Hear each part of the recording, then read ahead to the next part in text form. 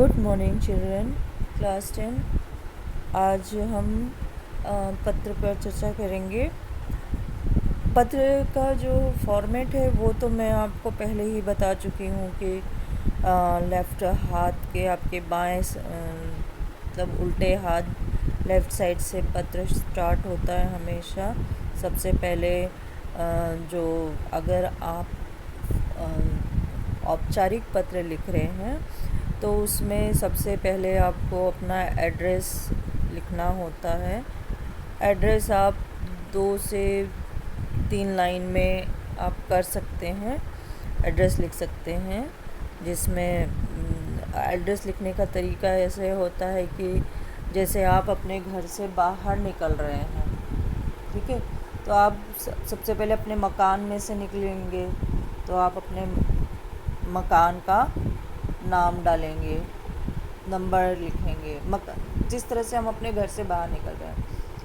फिर मकान से फिर हम अपनी गली में आते हैं तो गली नंबर लिखेंगे या वो एरिया लिखेंगे, कौन से एरिया से आप बाहर निकल रहे हैं।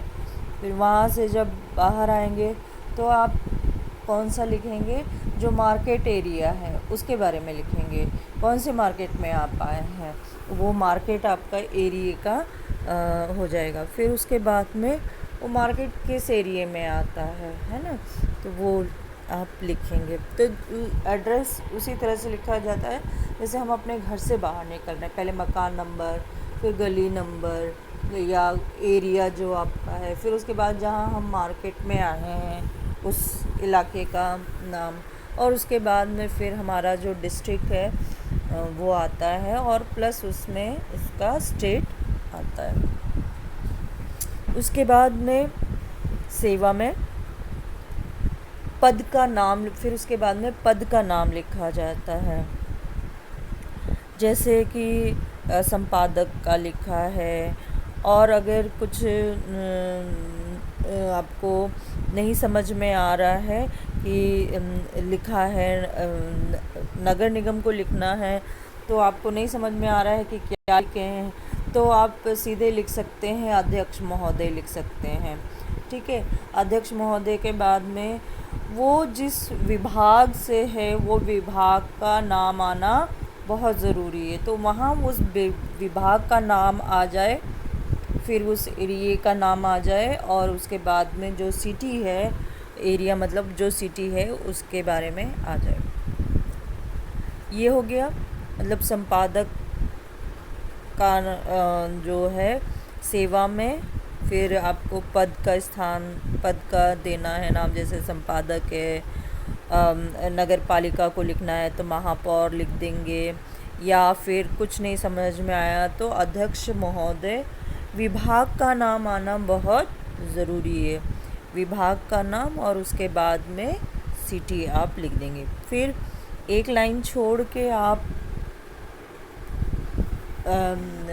दिनांक लिख सकते हैं या उसी के साथ में लिख दीजिए। फिर एक लाइन छोड़ के विषय पर आए, और विषय आने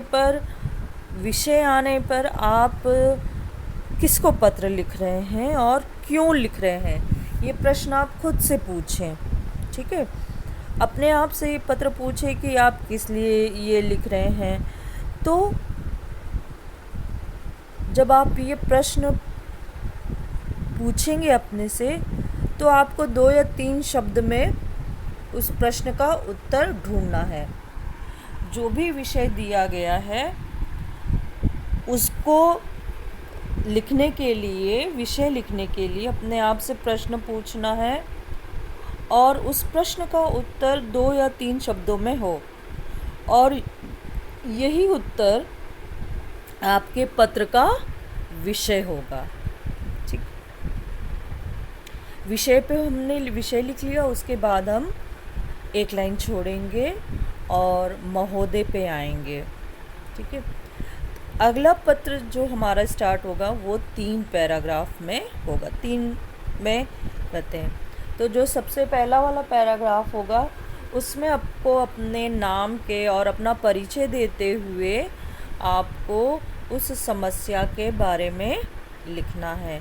जो समस्या है उसके बारे में। लेकिन ये है कि समस्या लिखते समय एक ही बात को बार बार न दोहराएं, उसको छोटे छोटे वाक्यों में और बहुत ही डिटेल में उसकी बारे में जानकारी दें। जैसे मैं आपको एग्ज़ाम्पल देती हूँ कि अगर आपके यहाँ पे भाई कोई कूड़ा उठाने नहीं आ रहा है या कॉलोनी में गंदगी फैली हुई है, तो आप उसके लिए अपना परिचय देते हुए अपने स्थान का नाम देंगे।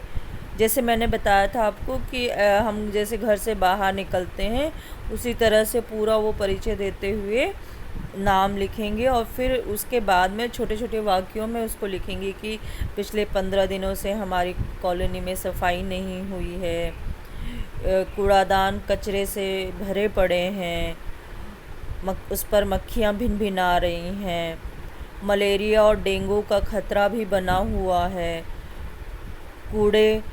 बारिश के पानी के निकलने का रास्ता, कूड़े इतने भर गए हैं कि बारिश के पानी को निकलने का रास्ता ही बंद कर दिया है, जिससे जमे हुए पानी में मच्छर और मक्खियाँ पैदा हो रही हैं जो बीमारी फैलाती हैं और ख़तरा उत्पन्न कर रही है। इस तरह से वो लिखने के बाद में फिर ये पैराग्राफ हम चेंज कर देंगे। समाधान सुझाएंगे कि भाई आप क्या समाधान चाहते हैं, कि आपके मोहल्ले की नियमित सफाई हो, जल्द से जल्द कार्रवाई हो, नालियाँ खोली जाएं और जो है इसका छिड़काव किया जाए, दवाइयों की छिड़काव किए जाएं, साफ़ सफाई की व्यवस्था की जाए, प्रतिदिन सफाई हो। ये सारी चीज़ें जो हैं आप चाहते हैं वो दूसरे पैराग्राफ में आएगा। फिर तीसरे पैराग्राफ में आप आएंगे जहाँ पर आप लिखेंगे कि जैसे कि मुझे उम्मीद है और विश्वास करते हैं कि हमारी समस्या का ध्यान रखते हुए, हमारी असुविधा का ध्यान रखते हुए आप जल्द से जल्द कार्रवाई करने की कृपा करेंगे। ठीक है।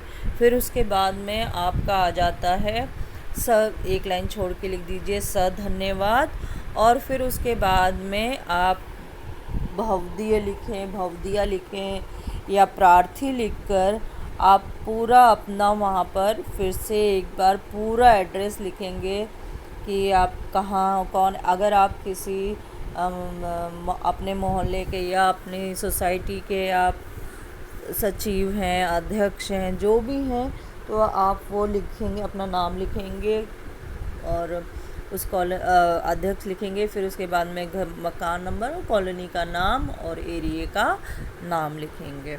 तो इस तरह से आप पत्र लिखेंगे। तो बच्चों, मुझे उम्मीद है कि आपको ये पत्र समझ में आया है। तो इस आधार से आप एक फॉर्मल और एक इनफॉर्मल लेटर लिखेंगे। ठीक है। ओके, अपना ध्यान रखिएगा और अपने काम पूरे करिएगा।